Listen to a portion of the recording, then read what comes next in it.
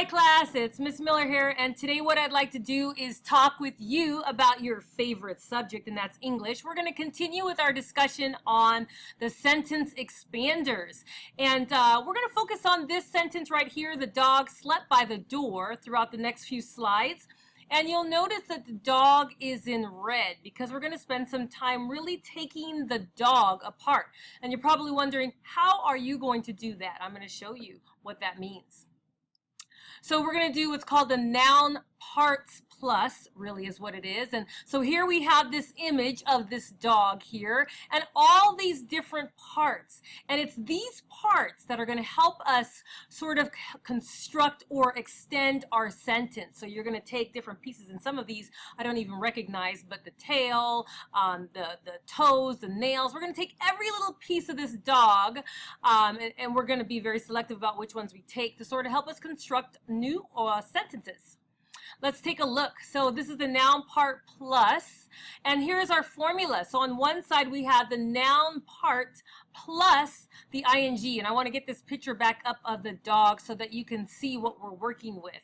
And then we have the noun part plus the ed group, the noun part plus the where group, the noun part plus the describer group, the noun part plus the like or as, the noun part plus the renamer of the noun part. So just keep that in mind. It's not the renamer of the who or what, it's the renamer of the part.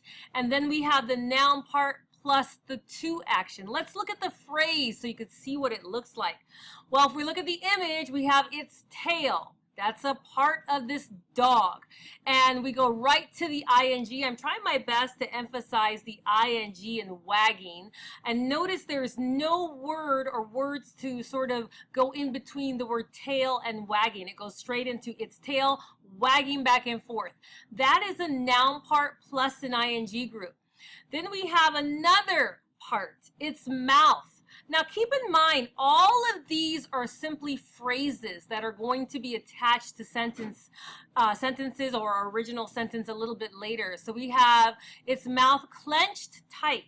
Again, there's no words to separate the mouth and clenched. It just goes right through. So I'm trying my best again to emphasize the ed, which is clenched tight. We have the noun part plus the where. Its coat, which is the hair, right? Where is it? Above its eyebrows. Its upper arm. How do we describe it? Strong and sturdy. The whiskers on the dog, like a cactus. And dogs even have whiskers? And then we have, again, another noun part. Another part of it, it says eyes. How can we rename the eyes? A path to the soul, the same way we do the renamer for the who or what. And then we have a noun part to the action. To action, it's nostrils, even going as far as the nose. To breathe in the air, and the emphasis is placed here on to breathe. So I know that I'm sort of going through this quickly. I hope that you get a chance to press pause. We're going to have plenty of time to practice these skills throughout the week.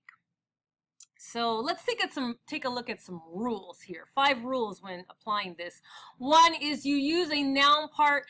You do it 2 to 3 times to extend the sentence. And what I mean by that is you could do the noun part plus the ed group, comma, noun part plus the ed group, plus the who or what, plus the action. So you can do it 2 times, you can do it 3 times. You want to separate each phrase with a comma. So if you are including a phrase in here and you're adding it to your sentence, you put it a comma. If you're having a couple of phrases, you need to separate it with that as well. And I've told you this before, do not insert any words between the noun parts. And noun part, they can be long at the beginning or at the end of the sentence. So we'll take a look to see exactly what that looks like. And they can be coupled with other sentence expanders. So you might have an ing group that sort of goes with your noun part plus the ed, and that's totally fine. Again, we're going to practice this throughout the week, so you'll have plenty of opportunities to sort of get better at this.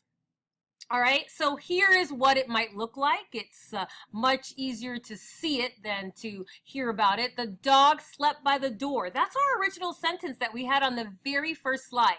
Now here's the noun part. Its tail. That's a part of the dog. Wagging, that's the ing, back and forth. Now here is where we couple it up. The whiskers, like a cactus. Okay, here it is again. Its tail wagging back and forth. This time I only included one, and I moved the noun part to the beginning of the sentence. The dog slept at the door. And here is the formula over in yellow. The who or what plus the action group plus the noun part plus the ing group plus another noun part plus the like or as. So that's just pretty much how it works. Wow, I did that in like 5 minutes. So I really do hope that you found this helpful, and we're going to spend some time during the week to sort of perfect this idea.